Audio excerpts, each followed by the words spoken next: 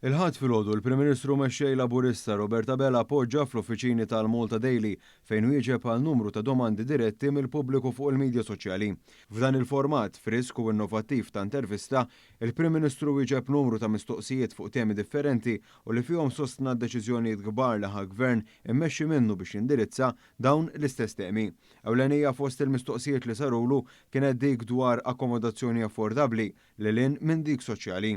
Hawn Dr. Bella semma fost oħrajn skema partikolari li l-Gvern permezz tal-Fondazzjoni għall-Akkomodazzjoni Affordabbli daħħal biex tgħin aktar persuni fil-klassi medja jaffordjaw jixtru post akkomodazzjoni.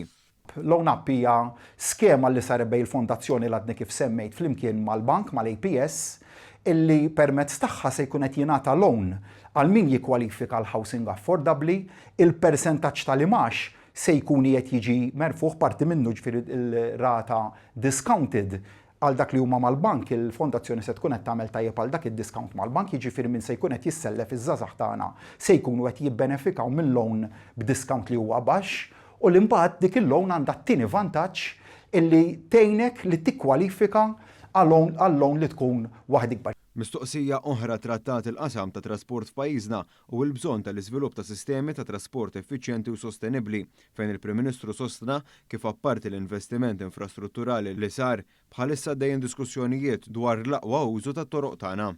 Servizzi illi bħalissa insemmi deliveries, insemmi l-ġbir tal-iskart biex nagħti żewġ eżempji, illi jistgħu jsiru f'ħinijiet li ma jkunux jaħbtu fil-ħinijiet tal-iskola, fil-ħinijiet tax-xogħol tan-nies.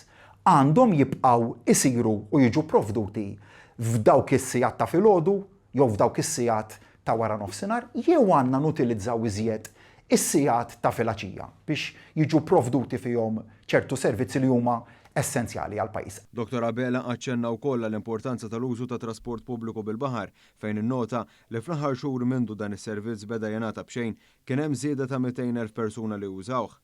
Persuna oħra staqsiet lill Prim Ministru dwar l-iżvilupp f'Art ODZ fejn hawn Dr. Bella tenna li deċiżjonijiet favur żvilupp m'għandux jinxteħed f'kompetenza tal-politiċi biex bekk fejn hu ODZ jibqa' ODZ. Ftit ilu kellna l-applikazzjoni għal supermarket f'San Ġwan, Ferry ODZ.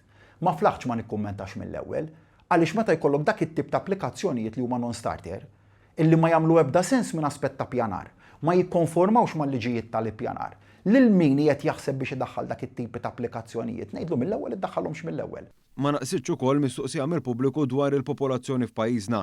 Dr. Bella hawn irrimarka kif din ir-realtà hija riżultat ta' tkabbir ekonomiku b'niċeċ ekonomiċi u opportunitajiet ta' xogħol ġodda.